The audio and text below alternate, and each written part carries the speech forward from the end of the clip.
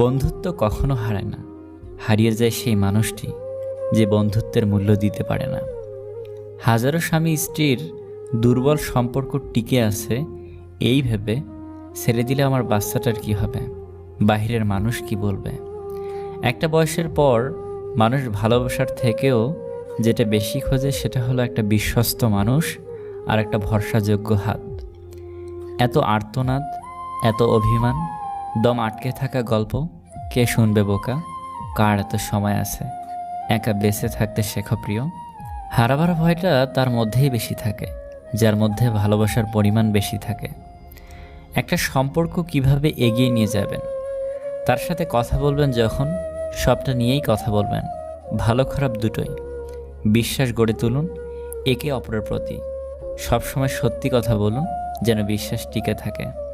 যে কোনো পরিস্থিতিতে একে অপরের পাশে থাকুন, একে অপরকে সময় দিন। যতটা সময় দিলে আপনারা ভালো থাকবেন। অতীতের কথা যত কম বলবেন ততই ভালো। তাই আগে কি হয়েছে সেটা নিয়ে কম কথা বলুন। একটা সম্পর্ক থাকলে সেখানে রাগ, অভিমান, ঝগড়াঝাটি সব কিছুই থাকবে। সবসময় সুখে থাকাও সম্ভব নয়। একে অপরের বন্ধু হয়ে উঠুন, কোনো প্রতিশ্রুতি, শর্ত ছাড়াই ভালোবেসে যান।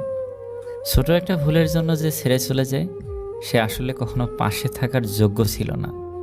বিরক্ত করা ছেড়ে দিন, গুরুত্ব বুঝে যাবে। ভিডিওটি ভালো লাগলে প্লিজ একটা লাইক করবেন, কারণ আপনাদের একটা লাইক আমাদের পরবর্তী ভিডিও বানাতে উৎসাহ যোগায়।